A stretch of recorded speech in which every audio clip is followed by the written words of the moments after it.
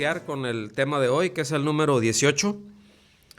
Es un mensaje de libertad, es el módulo, ¿verdad? Estamos viendo la carta a los Gálatas y el tema que vamos a ver hoy se llama Libres para amar y servir. Este es un tema, bueno, todos son claves, ¿no? Todos son bien esenciales y pueden ver cómo se van eslabonando, ¿no? Uno con el otro, pero aquí algo que nos deja ver, algo que resalta, una de las cosas que resalta es que la obediencia al Evangelio o la falta de obediencia al Evangelio siempre va a afectar para bien o para mal. Si se obedece al Evangelio va a afectar para bien, si se desobedece al Evangelio va a afectar para mal el estado del individuo, ¿sí? Es decir, la condición del individuo, iba a decir la eternidad del hombre, ¿no? De la persona, si lo acepta o no, pero voy a decir más bien algo más correcto, es el estado sempiterno, sería... Cuando hablamos de eternidad es que nosotros nos referimos a eternidad para decir para siempre, pero eternidad es que no tiene principio y no tiene final. El estado sempiterno es que tiene un principio, pero ya no tiene final. Entonces Dios, solamente Dios es eterno, porque Él no tiene principio ni fin, ¿sí? Nosotros somos sempiternos, porque sí tenemos un principio, pero, o sea, nosotros no hemos existido siempre. Como hay algunas corrientes teológicas que llegan a decir eso, ¿no? No, es que el ser humano ya existía en estado incorpóreo, ¿verdad? O sea, es decir, inmaterial, pero el ser humano ya existía en Dios y dices, no, espérate, eso es otro asunto. O sea, todos nosotros tuvimos un principio, ¿verdad? Y ese principio, para ser más estrictos, por así decirlo, empieza desde el momento de nuestra concepción. Desde ese momento ya existimos. Desde ese momento, desde que estuvo la fecundación, desde ahí ya hay espíritu, hay alma y hay cuerpo. O sea, ya estamos completos, ¿verdad? Ya fue el soplo de Dios y todo lo que viene sencillamente se sigue desarrollando y se va transformando, pero va madurando, ¿no? Entonces, bueno, todo este rollo para decirles que el hecho de abrazar el Evangelio o el rechazarlo va a afectar la condición, va a afectar ese estado sempiterno del individuo, ¿verdad? Pero no solamente eso, va a afectar todo lo que está en nuestro derredor desde el momento en que lo abrazamos o no. Es decir, esa idea de que, bueno, pues yo recibo a Cristo, ¿verdad? Para que cuando me muera me vaya al cielo. Es un concepto que ahí está, pero que es muy pobre. El concepto bíblico, ¿verdad? La idea, la enseñanza bíblica es el hecho de iniciamos, ¿verdad? En Cristo, Él nos da una nueva vida y las cosas, pues como cuando estamos bebés, ya estamos bebés, pero vamos creciendo, vamos madurando y ese crecimiento va afectando todo nuestro entorno, ¿sí o no? Es decir, vamos a pensarlo así desde un ser humano, ¿no?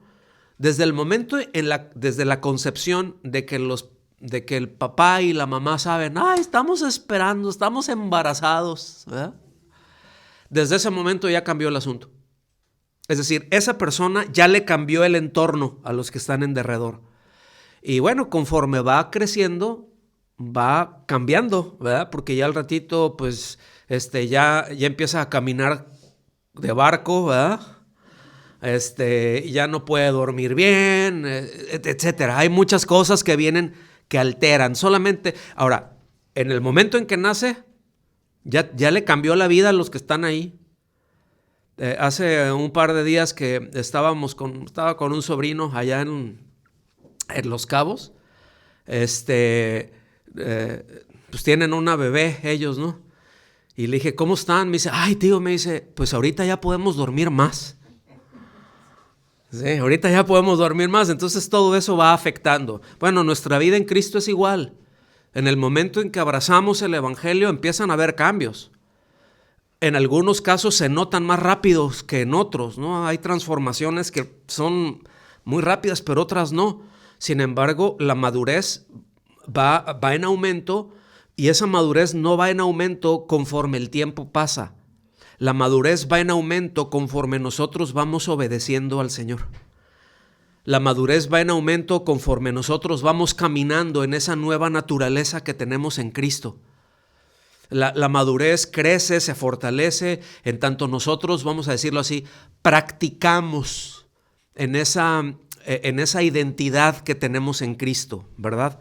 Entonces, ahora, sin duda hay áreas que son más sensibles, ¿verdad? Y una de las áreas más sensibles que hay de alrededor de nosotros son las relaciones que tenemos con los demás. Esas son las áreas más sensibles, o yo me atrevo a decir que es el área más sensible. Definitivamente, pues algo que trastoca todo es nuestra relación con Dios. Y de ahí pues se viene en cascada, ¿verdad? Como ya saben, las escaleras se barren de arriba para abajo, ¿verdad? O sea, mi comunión con el Señor está en el punto en donde debe de estar, y eso me va llevando a que todas las demás relaciones pues se vayan acomodando, ¿no? También debe de ser así. El asunto es que como somos bien complejos, Dios nos utiliza los unos a los otros, ¿verdad? De hecho, al más cercano para tratar con nosotros.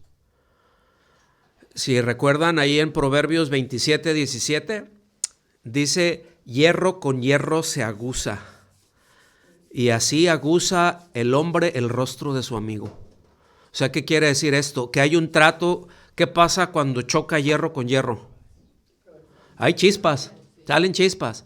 Pero la forma de alisar, una de las mejores formas de alisar ese hierro es con otro hierro. No puedes alisar con un pedacito de algodón. Quisiéramos que nos trataran como pedacitos de algodón. El asunto es de que nosotros no somos algodoncitos, somos hierros. ¿Me están siguiendo? Entonces, bueno, el Señor pone a nuestros iguales para parte de ese trato, ¿verdad? Que va llevando con nosotros.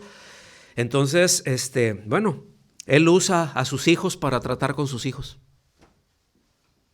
O sea, hace muchos años tengo un amigo muy querido, ¿verdad? Un hermano, que es muy ocurrente, ¿no? Y bueno, lo queremos mucho, mucha gente. Y algo, no me acuerdo qué hizo, ¿no? El caso es que le dije, ay, qué gordo me caes, le digo, ¿no? Y dice, ay, porque luego nos decimos hijito. Ay, hijito, me dice. Dice, pues yo me siento muy orgulloso de cómo el Señor me usa para tratar contigo. Me dice. Y dije, mira, le dije, mira, ahora sí que más gordo me caíste, le digo, ¿no? Pero bueno, seguimos ahí avanzando. En el texto, en la idea que vamos a estar viendo, ¿verdad? Del texto de hoy, que son 3 versículos, Gálatas 5, 13, 14 y 15. Pero hay 3 puntos esenciales que trata aquí. Número 1 es la llamada a la libertad tiene un propósito positivo. O sea, nos llama con un propósito. El llamar es, evidentemente, el llamado es mediante el evangelio, ¿verdad? Y siempre cuando nos habla de llamar, tiene el sentido, de hecho en algunos casos es literal, es de sacar. O sea, llamar es de sacar de un lugar o de una condición, pero es sacarnos. Entonces nos saca, nos llama para un propósito. Ahora, la palabra libertad es muy fácil de darle un mal uso. Estamos aquí, pero la libertad no es hacer lo que me da la gana, eso no es libertad, ¿sí? El uso concreto o correcto de la libertad es servir por amor. Eso es lo que la Biblia nos enseña. O sea, libertad tiene que ver con escoger, ¿sí o no? Entonces, el llamado a la libertad es precisamente para amar y para servir. Número 2, ese amor resume y cumple toda la ley. Eso es lo que vamos a ver en el versículo 13. Y es una referencia a Levítico 19:18, que es parte de las leyes de santidad, ¿sí? No necesitamos volver a la ley para cumplir la voluntad de Dios. El amor al prójimo, que es fruto de la fe que obra por amor, como ya vimos en Gálatas 5:6, ya resume toda la ley. Número 3, la alternativa destructiva. Es decir, hay un llamado a la libertad y ese llamado, como vemos, tiene un propósito positivo. Se resume toda la ley en amar al prójimo, pero hay una alternativa a eso que es destructiva. En el versículo 15 nos habla que sin amor, la comunidad cristiana, la iglesia, se autodestruye. Y esto es una imagen muy gráfica de animales peleando, lo que dice el texto.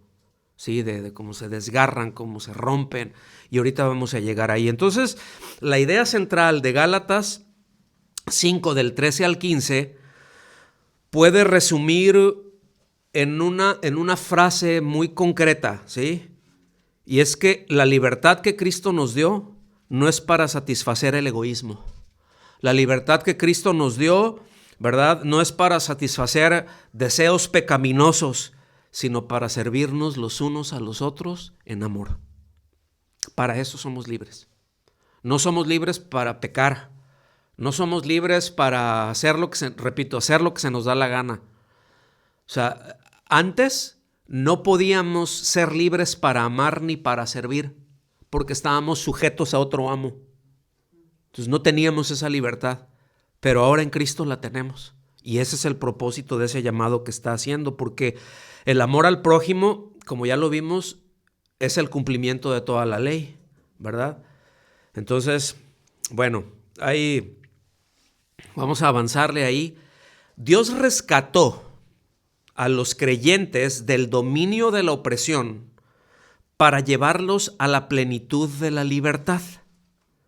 Por gracia, mediante la fe en el llamado que Dios hace a la humanidad, Cristo libera al creyente de la cautividad espiritual provocada por el pecado. Es decir, como seres humanos no podemos liberarnos de eso. No tenemos el recurso para salir de la esclavitud del pecado. Por eso en Juan 8:36, ahí en la Nueva Versión Internacional, se lee: así que si el Hijo los libera, serán ustedes verdaderamente libres. Yo creo que todos ubicamos esto, ¿verdad? Lo hemos escuchado. El asunto es, y entendemos lo que quiere decir.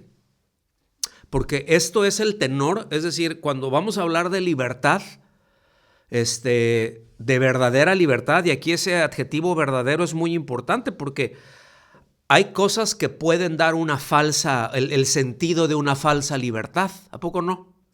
El libertinaje es una de ellas. O sea, yo puedo, como hago lo que se me da la gana, puedo sentir que soy libre.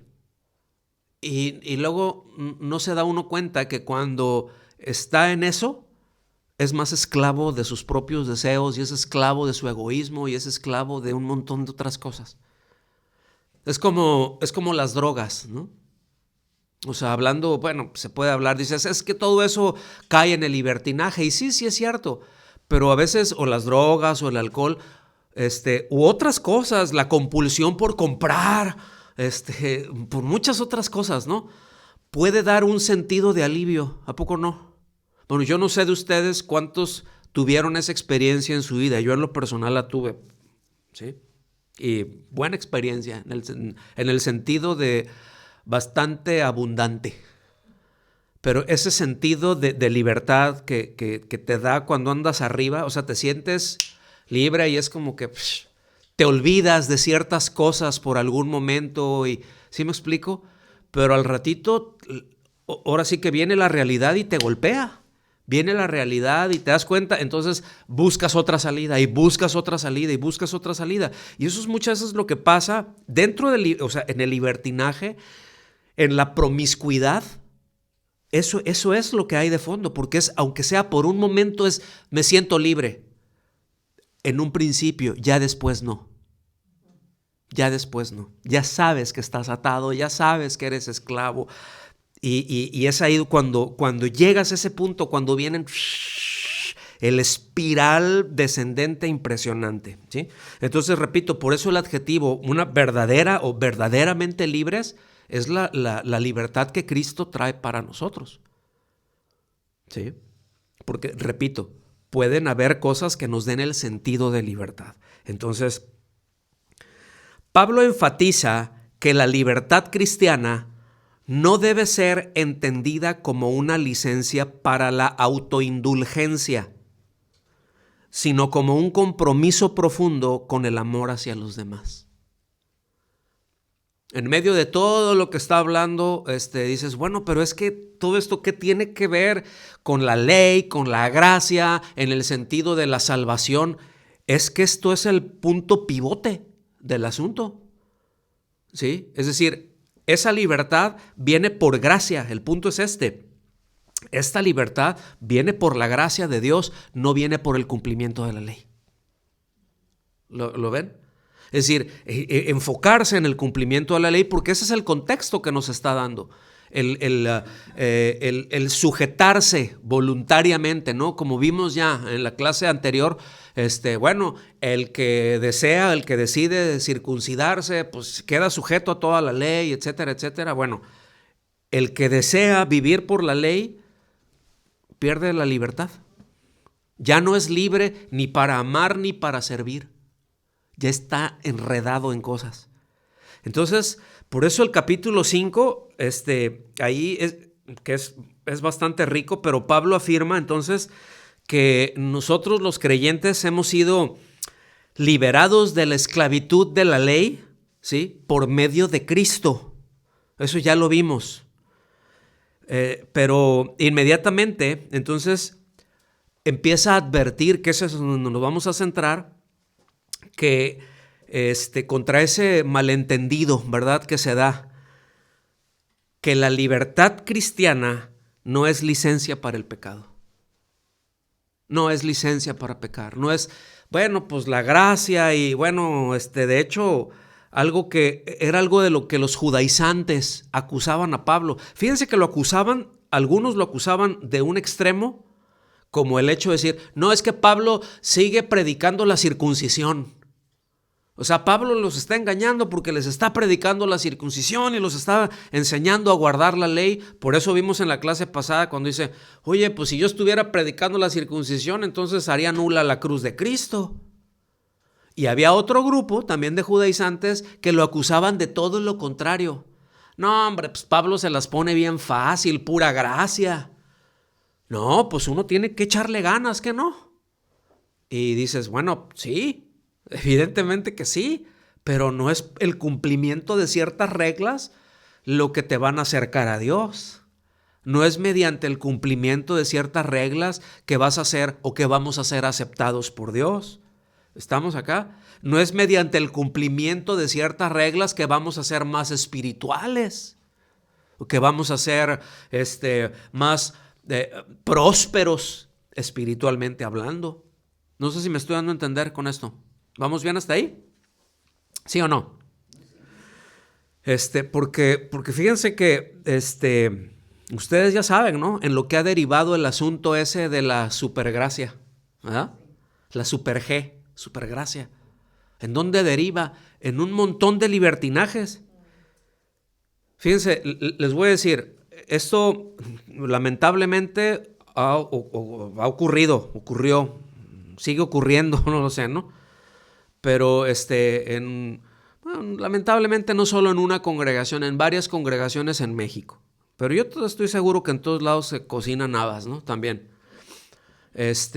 Pero en una ciudad hay una congregación que es muy famosa en la ciudad, que es muy próspera, ¿no? Pues es de la prosperidad, pero es de la supergracia y todo eso, y son los que están ahí al frente, pues tienen mucho carisma, ¿no? Y tienen muchos recursos para hacer. Pero fíjense, ellos, por ejemplo, con el fin de llamar a los jóvenes de la ciudad, de reunirlos y todo eso, ahorita no sé si lo han hecho últimamente, pero hace varios años lo hicieron. Un concurso de pijamas. ¿no? O sea, en una reunión de jóvenes tienen su tiempo acá de alabanza que más bien parece un antro, ¿sí? Todo oscuro y las luces acá y hasta estrobos, ¿no? O sea, las luces nomás les faltaba el tubo ahí. En serio. Y de repente, bueno, no sé si lo tuvieran en algún otro lado, ¿no? Pero ese concurso de pijamas, pues no se crean que llegaban acá con esas pijamas de franelas hasta acá, ¿no? Y todas aguadotas y así, cómodas, ¿no? No, de baby doll, ¿no? Entonces, pues ahí varios hermanos y abajo, pues ahí van pasando por arriba y pues aleluya, ¿no? Pues, ¿cómo no me va a gustar venir aquí si aquí estamos en libertad? Y lo que promovían es, somos libres en Cristo. Y todo sí, ¿verdad? Y no les digo en qué ha derivado desde entonces todo eso, ¿no? Y se dicen cristianos. Ese es el problema. No sé si quedó claro este asunto. Entonces, el punto es de que hay que entender que la gracia no rebaja el estándar. De hecho, lo sube. ¿Verdad? ¿Se acuerdan que el Señor les dijo, miren, pues cuando un hombre, una mujer, un hombre y una mujer se meten ahí, uno está casado, ¿verdad? Y se meten, dice, pues adultera, ¿no? O sea, cuando lo consuma, dice, ustedes dicen, ¿no? Y sí está en la ley que cuando eso se consuma, pues ya hay adulterio. Dice, mas yo les digo que si lo ves o la ves para desearla, dice, ya adulteraste en tu corazón. O ya fornicaste en tu corazón. Entonces la ley dice hasta que lo consumas. Pero la gracia dice, no, si ya lo deseaste, ya lo hiciste en tu corazón, porque ya el paso que sigue es eso. ¿Sí me explico? Por eso otra vez en una relación, ¿verdad? Extramarital o de solteros cuando hay fornicación o cuando hay un adulterio, no se da nunca. Eso se da de manera espontánea. Hubo un razonamiento detrás. Y cuando ya una persona, cuando un hombre o una mujer casados se entregan a otra persona, es porque en su corazón ya se entregaron. O sea, ya entregaron su corazón antes de entregar el cuerpo y todo lo demás. Pero ya entregaron el corazón. ¿Ven la gracia? O sea, ¿ven en dónde la gracia ¡pam!, nos pone el fierrazo, por así decirlo? Es en, ¿qué es lo que estoy deseando? Híjole, Señor, perdóname por esto. Y podemos ir con el Señor y nos limpia de todo pecado. No tenemos que esperarnos hasta que se consuma el pecado para entonces decir, ay, ¿verdad? Y ahí estoy jugueteando con el pecado a ver hasta dónde eso se convierte en una calamidad. No. Dice, si tú ya lo deseaste, ya pecaste. Eso es la gracia. Está fuerte, ¿no? Entonces esto nos da el marco en donde estamos tratando. Vamos a avanzarle con más velocidad. Versículo 13 de Gálatas 5, la Nueva Biblia de las Américas, se lee así. Porque ustedes, hermanos, fíjense cómo les llama, ¿no? Hermanos, a libertad fueron llamados, solo que no usen la libertad como pretexto para la carne. O como ocasión también se traduce, creo que Reina Valera lo traduce como ocasión. Sino sírvanse, o sea, todo lo contrario, sírvanse por amor los unos a los otros.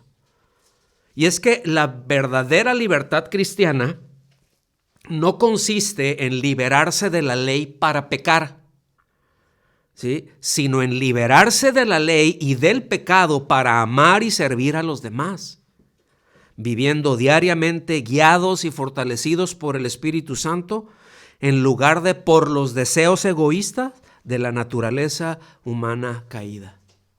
Por eso, inmediatamente después de este tema, viene el asunto donde empieza a ser la diferencia entre las obras de la carne y el fruto del Espíritu, ¿sí? Entonces vean la progresión que va llevando. Y después, bueno, el capítulo 6 ya llegaremos ahí, ¿sí? Pero fíjense, este versículo es muy, muy relevante, todos, ¿no? Pero este es muy relevante porque, otra vez, la gracia no anula la responsabilidad moral. La gracia no anula, hermanos, la responsabilidad moral, ¿sí? La transforma, pero no la anula. Entonces, la libertad cristiana se demuestra no en independencia, no en egoísmo, ¿sí? O sea, viviendo para uno mismo, sino en una interdependencia, en amor, ¿verdad? Dentro de la iglesia, los unos con los otros, amando al prójimo. Y dices, bueno, pero es que ese no es hermano, ese no es un creyente. ¿Debo de amarle? ¿Ustedes qué dicen? ¿Sí? ¿Sí? Porque ahí es en donde estaba eso es lo que enseñaban los fariseos, y dentro del pueblo judío eso es lo que enseñaban. Amarás, o sea, ellos lo interpretaban así: amarás a tu hermano judío, ¿sí? Pero puedes aborrecer al extranjero. Y hasta la fecha lo hacen, ¿eh? Hasta la fecha lo hacen. Yo me atrevo a decir que no hay nadie que aborrezca al que no es igual de él, en una forma tan sintiéndose con el derecho de hacerlo y de publicarlo y de todo así, como el actual pueblo judío. Es duro esto, yo sé, pero ahí están las pruebas, ¿no?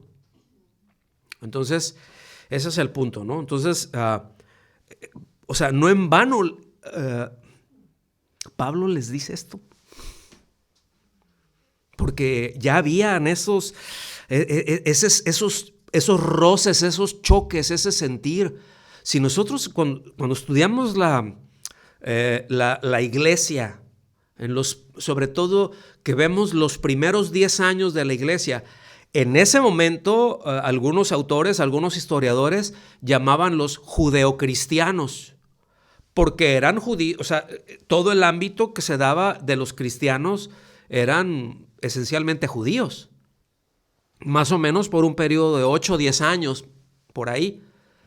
Y después, yo les he mencionado, cuando viene que entran los gentiles y que entran los gentiles a la iglesia por montones, híjole, fue un caos. Era un problema muy grande en la mente del judío, aún de los cristianos, ¿sí me explico? Aún de los que habían creído en Jesús, les resultaba un conflicto. Y después vamos a hablar con más detalle los porqués y los porcómos, aunque ya he tratado varias cosas, ¿no?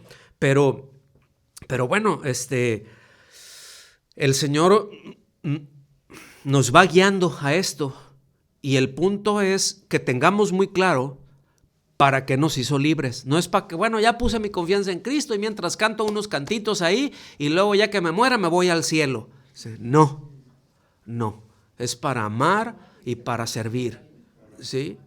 Y bueno, ¿cuánto más, verdad? Como dice la Escritura, mayormente a los de la familia de la fe, porque son los que tienes más cerca, es con quienes hay una mayor responsabilidad, es como los de en casa. O sea, es qué bueno que seamos amables y que amemos a los vecinos y que les podamos servir, ¿sí o no?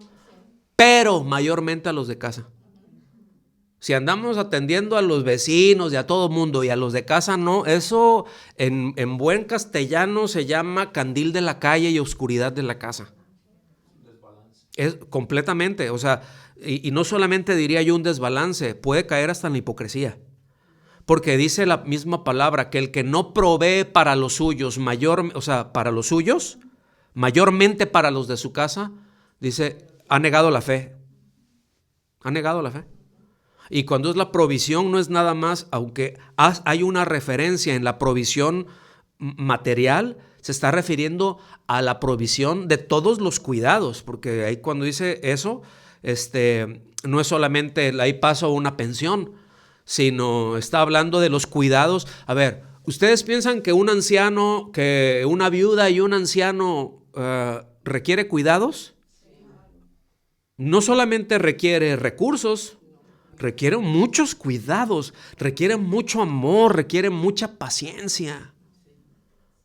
O sea, requiere muchos cuidados, hermanos. Entonces, a eso se está diciendo, oye, si no eres capaz, en otras palabras, si no eres capaz de a los más cercanos, haciendo la referencia a tus padres, a tus abuelos, de cuidarlos, y te dices cristiano y no les provees, o sea, a lo mejor dices, bueno, pues yo los mantengo, sí, pero no los cuidas. No les provees el cuidado, no les provees el amor, no les provees el servicio, y eres peor que un incrédulo y has negado la fe. Vean la gracia. ¿Vean el estándar a donde lleva la gracia? Entonces vamos a ir haciendo un análisis de las frases, ¿ok? Y vamos a meterle velocidad. Del versículo 13 dice, porque ustedes, hermanos, a libertad fueron llamados.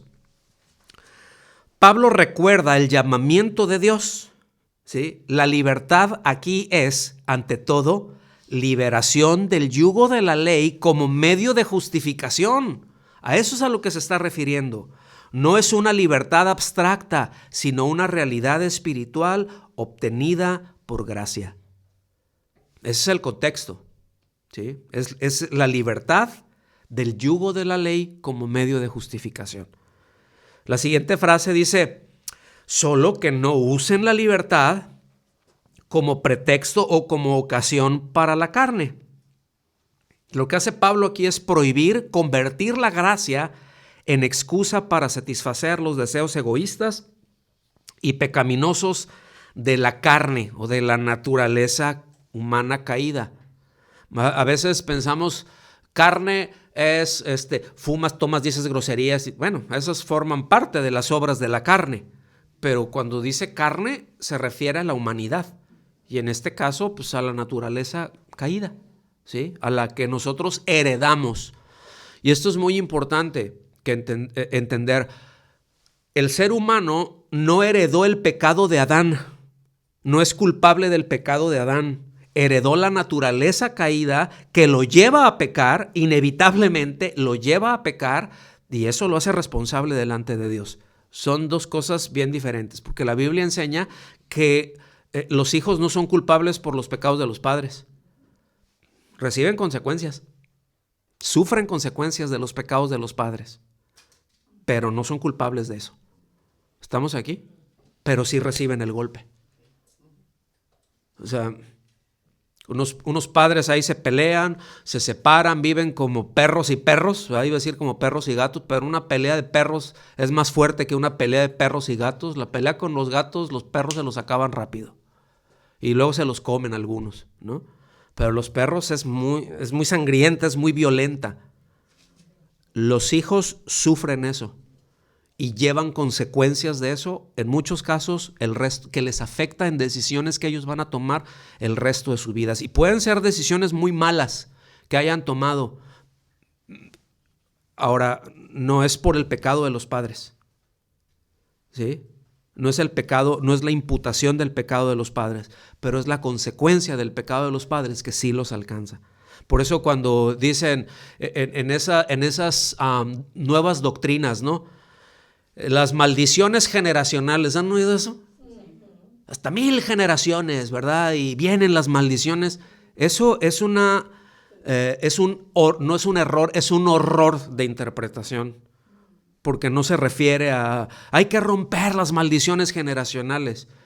Pueden seguir 1000 generaciones, pero lo que se está refiriendo son las consecuencias de los pecados de los padres, que esos pueden durar un montón si se perpetúan o se pueden cortar en una generación. O sea, si yo tuve unos padres, por ejemplo, que no fueron creyentes y que vivieron como perros y perros, yo no tengo que repetir ese patrón porque Cristo me libera. ¿Sí me explico? Y de eso yo soy responsable, de mis respuestas al evangelio. Que bueno, es cierto, el tema del pecado de los padres y de la influencia de los padres en uno a veces no ayuda, pero eso no determina. Uno es el que determina. ¿Estamos aquí? Entonces, aunque haya sido así, yo puedo cortar con eso. O sea, mis hijos no tienen por qué vivir lo que yo viví. Y las próximas generaciones no tienen por qué vivir lo que yo viví. Y yo puedo ser de influencia positiva para esas próximas generaciones si les amo y les sirvo en amor. ¿Ven? ¿Ven la implicación que tiene para el llamado que tuvimos? Entonces dice, sino sírvanse por amor los unos a los otros. Y la libertad se expresa en un servicio humilde, voluntario, motivado por el amor. Este servicio mutuo es la verdadera manifestación de la libertad cristiana. Entonces la libertad cristiana no es tener cultos en donde hay que hacer un desfile de modas de pijamas, ¿verdad? Ahí, y cosas de ese tipo, ¿no? Ahí no hay libertad. Una congregación, vamos a decir así, una comunidad de fe, se mide qué tan libre es por el grado en que se aman y se sirven los unos a los otros.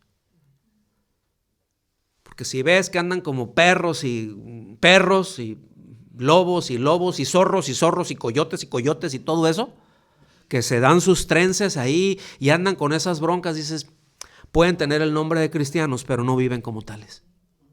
Y eso es lo que estamos viendo el día de hoy. Entonces, como los creyentes somos, repito, libres de la ley como medio de salvación, de todas las ceremonias, de todo eso. Y entendemos que, yo creo que ya está aquí, que esa libertad no es para hacer mal uso de ella, ¿verdad? ¿Ya quedó claro eso? Muy bien. Entonces, somos llamados a la libertad, pero es vital recordar, usar esa libertad adecuadamente. Sería útil ver nuestra libertad no como una licencia para satisfacer deseos egoístas, sino como una oportunidad para servir y amar a nuestro prójimo, siguiendo el ejemplo de Cristo. Entonces, miren, aquí tenemos nosotros que ver y tenemos que reflexionar cuál es el uso de la libertad que tenemos. ¿Cómo estamos usando esa libertad? ¿Sí? Si ese uso de esa libertad que yo he recibido al venir a Cristo se traduce en bendición para los otros o se traduce en un peso y en un azote para otros, porque eso también se da. ¿Estamos aquí? Ellos confiaban, los judíos, de una manera errónea en esa herencia para ser libres, ¿no? ¿Se acuerdan de que en algún momento el Señor les dijo, ustedes son esclavos, ¿no? Dicen, nosotros somos libres, nunca hemos sido esclavos. ¿Cómo que nunca has sido esclavo como nación? Claro que sí fueron esclavos, más de 400 años. 470 fueron esclavos. O por ahí, déjamela 400, ¿no? Por los rebajas y que todo eso, ¿no? 400 años de esclavos son como, es mucho. Ahora, Dios los liberó, ¿sí o no? Y hay ustedes recuerdan la Pascua, ya se está por celebrar. La Pascua, ¿qué es lo que hace? ¿Qué es lo que representa? Precisamente la liberación que Dios traía a ese pueblo de la esclavitud, pero era de la esclavitud de Egipto, hermanos. ¿Estamos aquí? Y eso era una sombra y era una figura de la verdadera libertad que vendría en la libertad que da Cristo, que es la libertad del pecado. Vean qué importante es esto, porque ellos lo entendían como somos libres, o sea, no importa lo que hagamos, somos descendientes de Abraham, hemos sido liberados y bla, bla, bla, pero siguen siendo esclavos del pecado, aunque practiquen una religión. ¿Lo están viendo? Entonces, bueno, la verdadera libertad viene ¿hasta dónde? En Cristo. El apóstol Pablo les dice allá a los Corintios, porque vuestra Pascua es Cristo. ¿Sí? O sea, la Pascua, la verdadera libertad es Cristo. Está solamente en Cristo. Entonces, seguimos avanzando. El cristiano no vive bajo reglas externas para ganar méritos ante Dios, pero tampoco vive sin reglas. Esto es clave. Vive bajo la guía del Espíritu Santo expresada en el amor concreto hacia los demás. Y este balance es muy importante. Que dices, bueno, la libertad que tenemos en Cristo nos lleva a vivir sin reglas. ¿Ustedes qué piensan? No puedes vivir sin reglas. No puedes vivir sin límites. Una familia no se puede, por ir al núcleo de la sociedad, ¿sí? A la representación de la sociedad, es la familia, porque es un conjunto de individuos que están coexistiendo, que están viviendo juntos. No pueden hacerlo si no hay reglas. Tiene que haber un gobierno, ¿verdad? Un gobierno que sea sano, que sea honesto, que sea dirigido por Dios, ¿sí?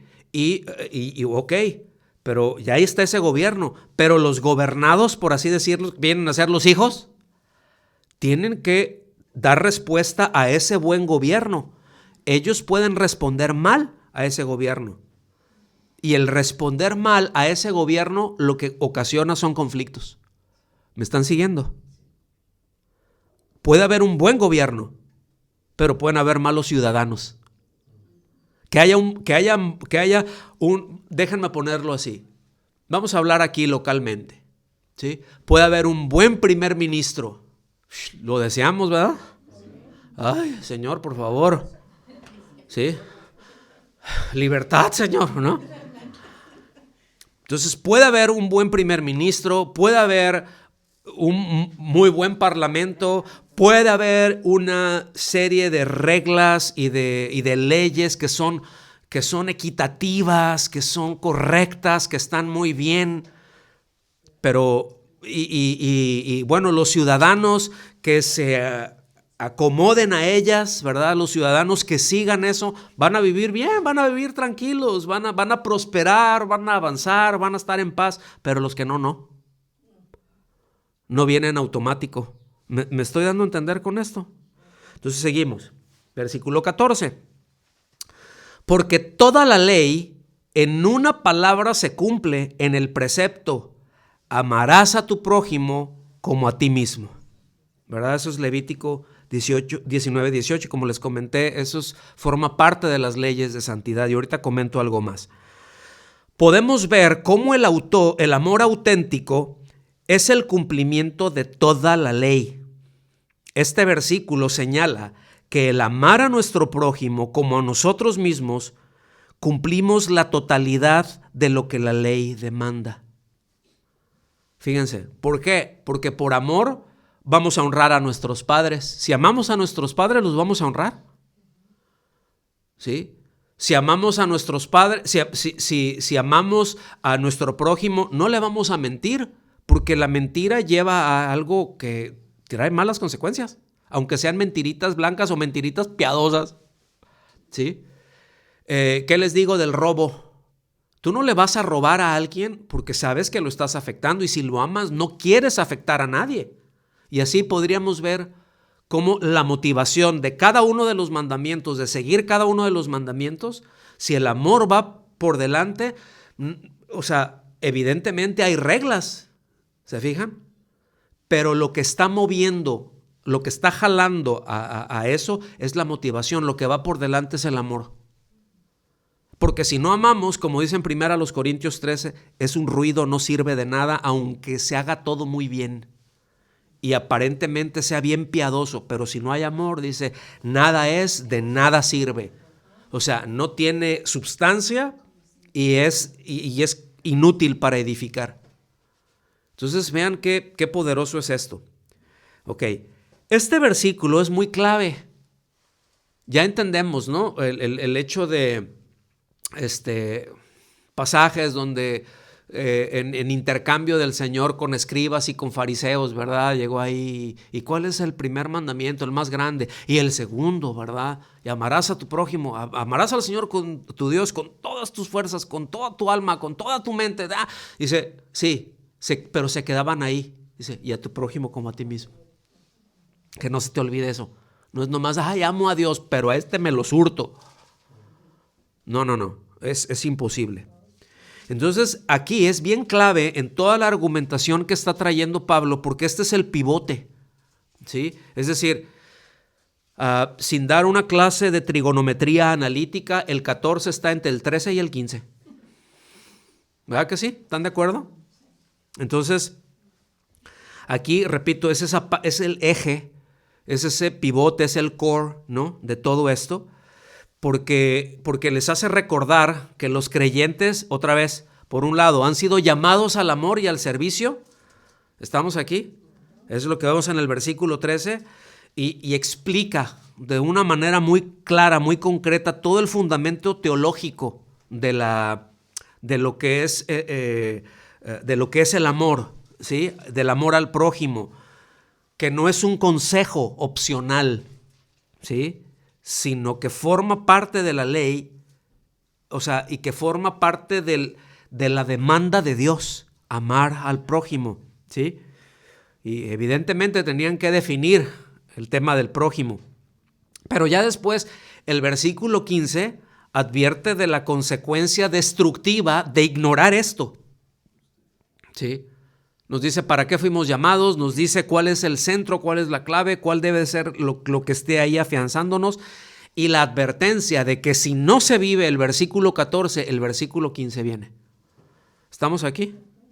Entonces, en el contexto más amplio, ¿verdad? Esa es la polémica que se viene contra los falsos maestros que, otra vez, ¿no?, imponían la ley no solamente como un medio de justificación. Lo que ahora Pablo lo está llevando, dice, sí, si tú lo manejas de esa manera, desde esa perspectiva, lo que vas a tener va a ser el versículo 15, ¿eh? Como comunidad, eso es lo que vas a tener. Ahora, déjenme leer primero en paralelo Romanos 13 del 8 al 10, porque es un pasaje paralelo a este, aunque lo amplía un poco más. Nos dice, no deban nada a nadie nada, sino el amarse unos a otros. Y este no deban nada a nadie, también incluye cuando pides prestado dinero, paga. ¿Sí? O sea, no, ay hermano, pues ahí me prestas tantito y hago así como que se me olvida y después cuando, oye, pues, repórtate. Ay, fíjate que, y puras excusas y se pueden ir años, ¿no? Con eso y a veces hasta así como que, ay, y luego algunos hasta se molestan porque el otro va y les cobra, le dice, oye, y aquello que te presté, ¿no? Pues lo estoy necesitando. Ay, pues que no somos hermanos, que... Y se ponen, dijeran en mi rancho, se ponen perruchos, ¿no? O sea, se molestan y dices, no.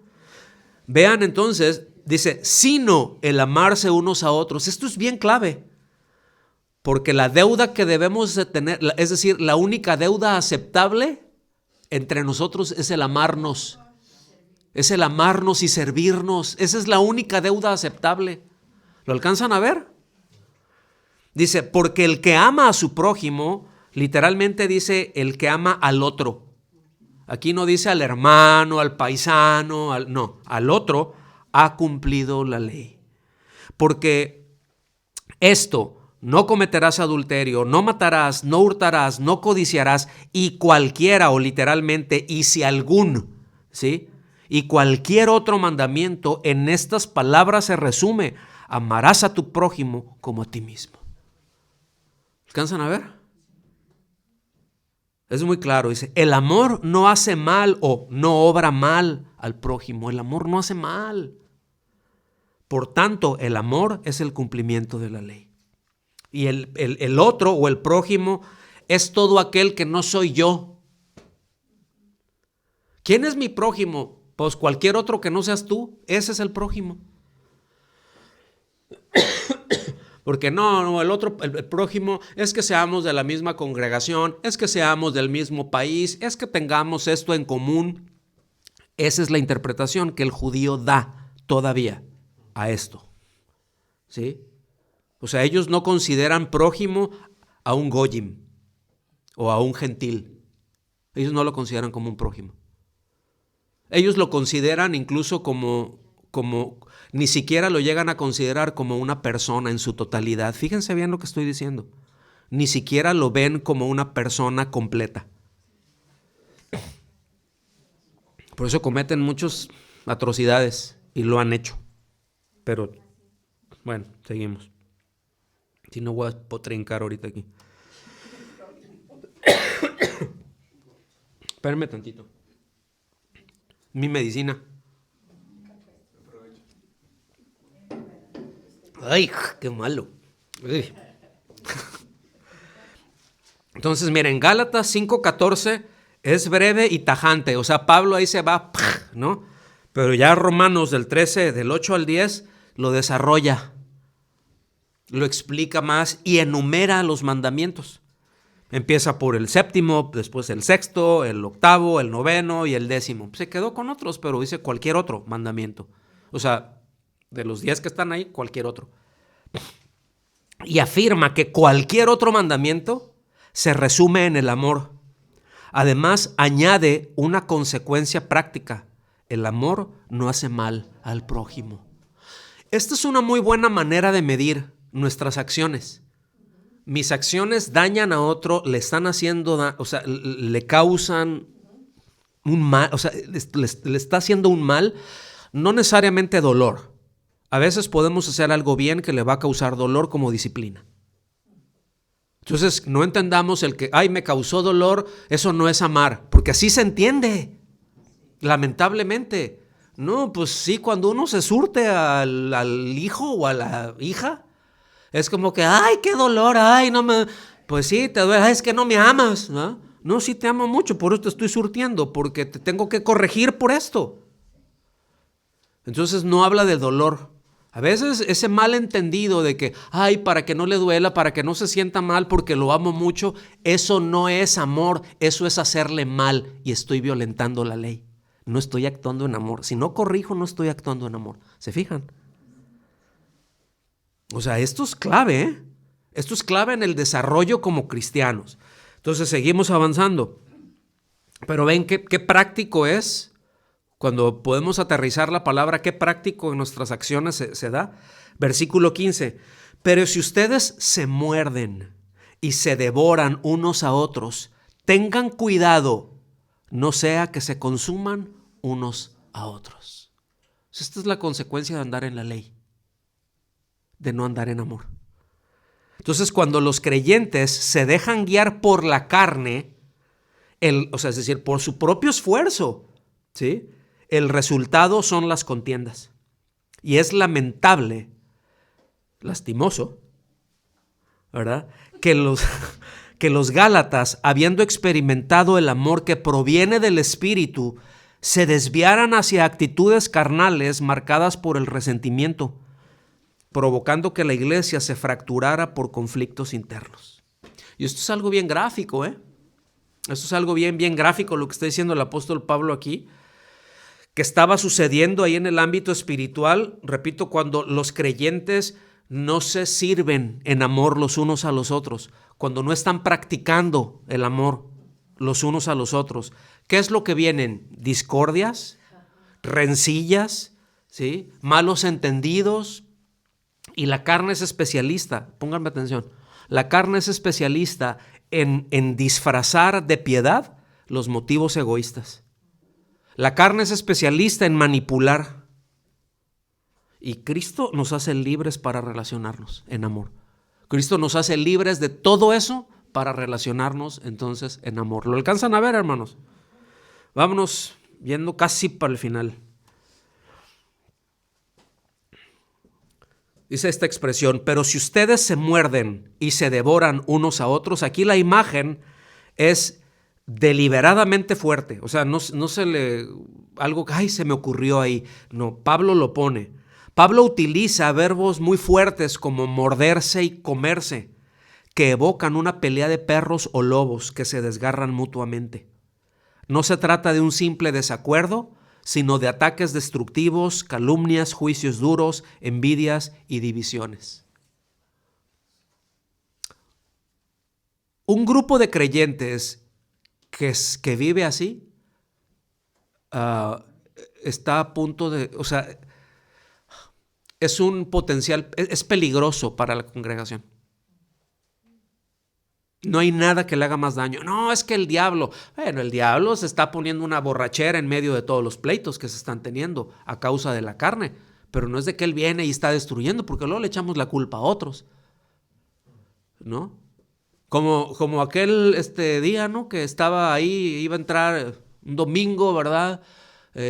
Iban a entrar ahí a la reunión ya, y afuera estaba el diablo ahí sentado en los escalones, estaba llore y llore, estaba bien quebrantado.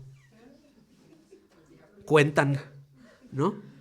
Y el pastor se acercó ahí y dijo, no te voy a reprender, pues, te veo muy quebrantado, te voy a ministrar, ¿no? La super G. Y sí, porque algunos enseñan que Dios en su momento perdonará a Satanás. ¿Han escuchado eso? Bueno. Entonces, le dice al pastor, oye, diablito, ¿y por qué estás llore y llore? Tan desconsolado, te veo muy quebrantado. Y dice, pues es que, la verdad, todos los que están allá adentro, ¿sí? De todas sus broncas me echan la culpa. Y yo no he tenido nada que ver. Ellos solitos se dan. De todas las divisiones que traen aquí, los pleitos y eso, me echan la culpa. Y son ellos, de veras, pastor. ¿Sí? Entonces por eso dice, tengan cuidado, no sea que se consuman unos a otros, no sea que se acaben unos a otros. Aquí el verbo consumir significa literalmente ser destruido por completo o aniquilado. Qué tremendo, ¿no? Qué tremenda es la carne. Pablo advierte con urgencia que si persisten en esa conducta, el resultado final no será la victoria de un bando sobre otro, sino la destrucción total de toda la iglesia. No es el grupo de los que ganaron y de los que perdieron, no. Es que si dices yo gané, tú te destruiste. Ahí no hay ganadores, en un pleito ahí no hay ganadores y perdedores. Ahí hay destrucción. Si no se trata en amor, si no se trata en servicio, hay destrucción. Por eso este versículo es una aplicación directa a lo que trata el versículo anterior, ¿sí? Que la libertad cristiana no es neutral. O sea, no es, pues no pasa nada. No. ¿Sí? O se vive en amor y al vivir en amor, pues se cumple, vamos a decir, con la ley o con el espíritu de la ley, con el espíritu de la letra, ¿sí? O se genera destrucción. Entonces, ya más adelante veremos, ¿no? Ya del versículo 19 en adelante, pues ya habla de las obras directamente, ¿no? De la ley, de la carne, perdón. Joshua, no sé cómo se pronuncia. Yo escuché, es Beis, ¿no? Otros lo dicen diferente, pero sí lo escuché yo, Joshua Beis. En el siglo XVIII, él escribió lo siguiente: las contiendas mutuas entre hermanos, si persisten, es lo más probable que desemboquen en común ruina. Las iglesias cristianas solo pueden ser arruinadas por sus propias manos. Si los cristianos se portan como brutos animales, mordiéndose y devorándose unos a otros. Escuchen, el Señor dijo que Él iba a proteger a su iglesia contra las fuerzas del infierno. Es decir, contra las fuerzas de Satanás. ¿Cierto o no? Sí. Contra eso Él protege. Pero ¿qué de nosotros? Si nosotros, por nuestra carne, actuamos así. Contra eso no hay protección, ¿eh? Contra eso no hay protección. Porque nosotros somos responsables de esto. Es decir, protegernos contra el diablo, esa es responsabilidad de Dios. Él nos cubre, Él nos protege. Vivimos bajo la sombra de sus alas. ¿Estamos aquí?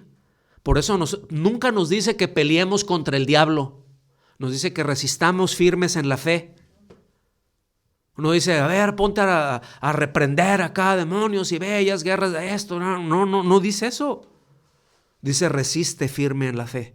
Para cuando venga el día malo, decir, porque va a venir, ustedes estén bien. ¿Sí? Por eso dice, sométanse a Dios y resistan al diablo. Pero nosotros, y Él huirá. ¿Sí? Pero esa es una acción ya también que Dios hace, el protegernos. Pero el hecho de unos a otros, esa es una responsabilidad mutua, de amarnos mutuamente unos a otros. ¿Lo alcanzan a ver o no? Entonces, Aquí hay una aplicación práctica en todo esto, ¿no? El mensaje sigue siendo sumamente actual, ¿verdad? Para toda la iglesia. Porque las divisiones internas, ¿verdad? Esas críticas, luchas de poder, murmuraciones, ¿verdad? No son un problema menor. Son una amenaza contra la iglesia. Por eso debemos de tener mucho cuidado del uso de nuestra boca. De no hablar nomás porque tengo boca. Y ya después, ya hablé y ya dije, y no me di cuenta en el efecto que eso causa hasta después. Decimos, ay, perdón. Bueno, en el caso de cuando se pide perdón, hay veces que ni cuenta se dan o no les importa. Entonces somos responsables del uso de nuestra boca, de las cosas que decimos, ¿sí? De la intención con lo que decimos, porque a veces podemos excusarnos. No, pues es que yo no tenía la intención de decir eso, pero ¿para qué lo dices? ¿Para qué abres la boca? Mejor quédate callado.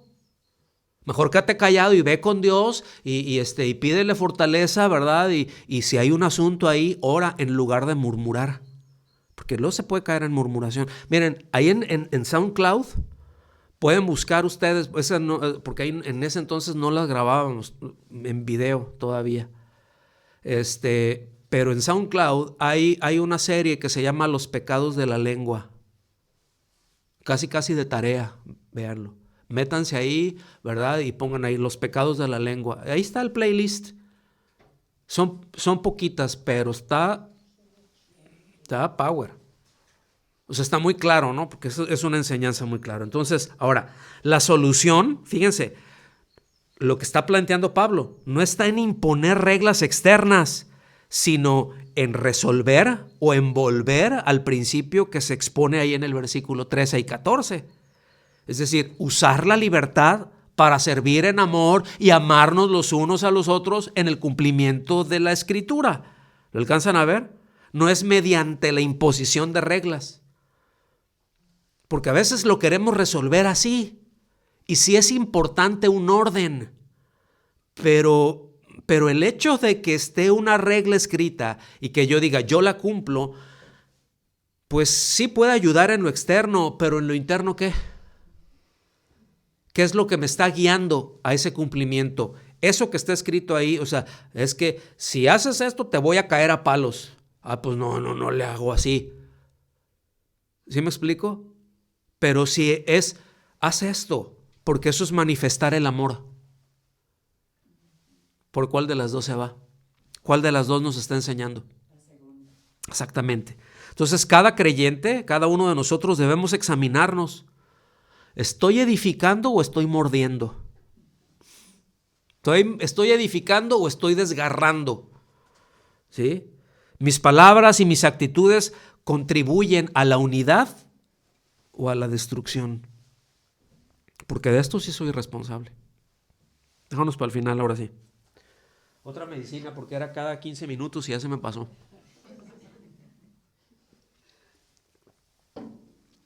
Ser llamados a la salvación es ser llamados a la libertad de la ley, o sea, de la letra en sí misma. Para no perder esa libertad, no está hablando de salvación, esa libertad, es vital rechazar cualquier sistema legalista y entender que esta libertad es un estado interior que se refleja en cada una de nuestras acciones.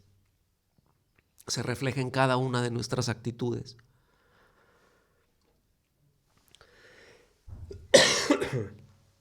Los problemas de relación se resuelven mediante el amor.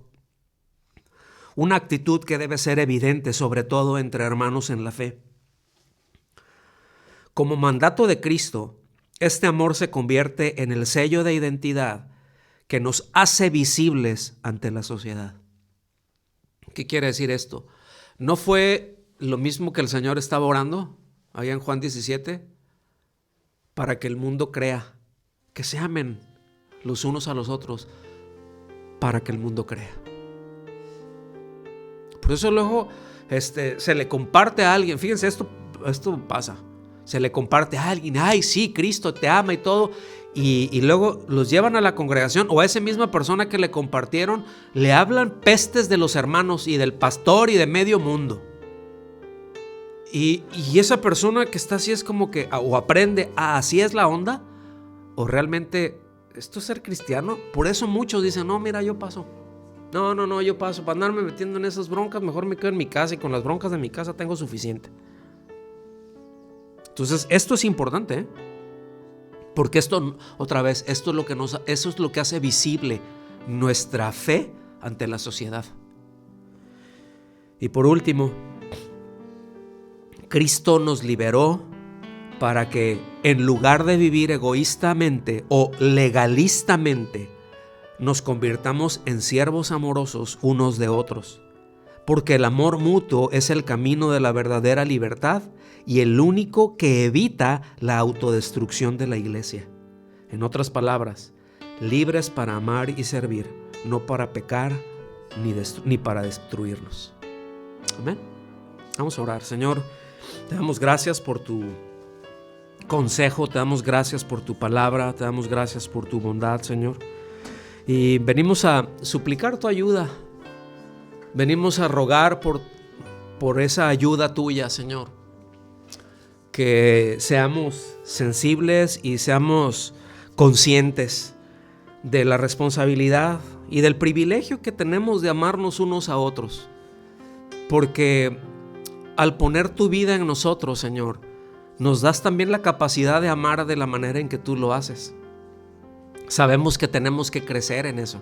Sabemos que tenemos que aumentar en ello cada día e ir madurando, como hablamos al principio.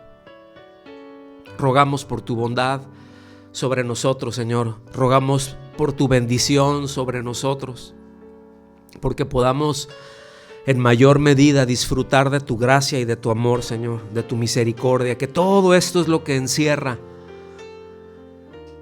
lo que entendemos y lo que conocemos por la ley y los profetas. Tu justicia, tu bondad, tu gracia, tu misericordia, porque todo esto apunta a Cristo y para eso nos hizo libres, Señor. Eso ha sido tu plan desde siempre y te damos las gracias por ello, en el nombre de Jesús. Amén. Amén. Que Dios los bendiga.